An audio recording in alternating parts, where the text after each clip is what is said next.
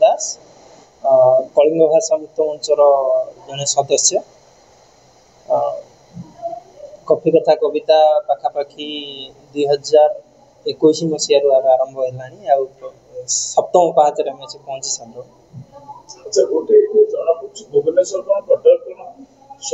देखु जिते गोटे संघर्ष आरंभ हुए से खाली जे वयस्क माने संघर्ष करेंगे ता तो माने नहीं ना। आमर गंगाधर मेहर कहते बाल्य कालु धर्म धन मु संजीवी ए जीवन अनिश्चित। तो सेमती एक न्याय रे आमे जो माने भी साहित्य को भल पाती एठी समस्त युव बयस को लेकिन युव हुए ना मनरू समस्ते युवक तेणु समस्ते जोड़ी हूँ बयस अधिका हो कम हो समस्त मिसिक आगु को साहित्य को नौ चर्चा नुहे काम करवा दरकार। खाली चर्चा कले तो विधानसभा बस कि कम लगे ग्राउंड लेवल कर जोटा कि कफी कथा कविता करे आसुँच आपण भी आसिले आपण भी सदस्य जी आसवे सी सदस्य सेमती कौन ऑफिशियल पोजीशन आम ये ना सेठी समस्ते समान एठिकी आज्ञा आम प्रथम थर ओडिशा रे एटा को इंट्रोड्यूस करिया चाहूँ जे देखंतु जने सिंगर है जने एक्टर है जो स्टेज को चढ़ुची से समय से किसी पाउना नहीं करी चढ़ुची किंतु सबु पछरे थाए गोटे लेखक कि कवि तो ताकू कहीं माने एते नेग्लेक्ट करा तो से आम जो मैंने भी कविता पढ़े आम सक्षम अनुसार आम जी गोटे पाउना देवा चेष्टा करूँ।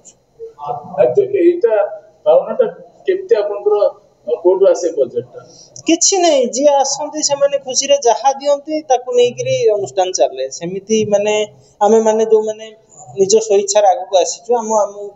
आय अनुसार जति की खुशी रे आमे ये पुरो सही अनुसार नै आपण मानको ए जो एनकरेज की करू हमर एनकरेज के आमे सेल्फ एनकरेज हम के एनकरेज करबा नै आमे समस्त सेल्फ एनकरेज किछि असुविधा नै आपण माने हमको एनकरेज कले कोन ओडिसा रो परिस्थिति देखि आमे आगु को आसीछु जो गोटे माँ ता पिला को ओडिया शिखेबा को घृणा करूछ से जगह रे जदि आमे अंटा पीढ़ी आगु न आसीबा आ दी पीढ़ी पर ओडिया भाषा सरी जीव ओडिसा। अंशुमान साहू कलिंग भाषा मुक्त मंचर सदस्य। कोन कहिबे आपण आज सब यंग जनरेशन सब जो भाई माने आसिकिरिटी आपण साहित्य रो आसर जमीचती अंशुमान साहू कलिंग भाषा मुक्त मंचर सदस्य। आज कफी कथा कविता जोटा आम कलिंग भाषा मुक्त मंचर सबुठ लोकप्रिय कार्यक्रम तार सफलतार सहित 6टा संस्करण कार्यक्रम हो सारा पर आज सप्तम संस्करण ये रोटारी भवन ठारे आयोजन करा जाउछि। प्रथमतः आमर उद्देश्य थिला जे साहित्य सहित कविता सहित गल्प सहित केमिति नुआ पीढ़ी तरुण पीढ़ी को आम मैंने जोड़ा तेणु जेहेतु कोठी ना कोठी वर्तमान डिजिटल जुगरे आम पाखे आहरी मनोरंजन अनेक गुड़े संभावना थाउ थाउ साहित्य कविता प्रति जड़े कहीं आग्रही हम तेणु कोठी ना कोठी आम मैंने से तरुण पीढ़ी को से भाई आम मैंने साहित्यर से मजाटा दबार आम मैंने कोठी ना कोठी टिके असफल होती आम मान हृदबोध होता जो ये कार्यक्रम परिकल्पना आज आपण देखुंत भी तरुण पीढ़ी पिला माने नुआ पिला माने एबे भुवनेश्वर भली गोटे सहर रे जोटी कैफे ये कल्चर जोटी इंग्लिश न कहले माने अन्य माने पिला माने आम बस पिला इंग्लिश ही यूज करूचंती सेही भली गोटे जगह रे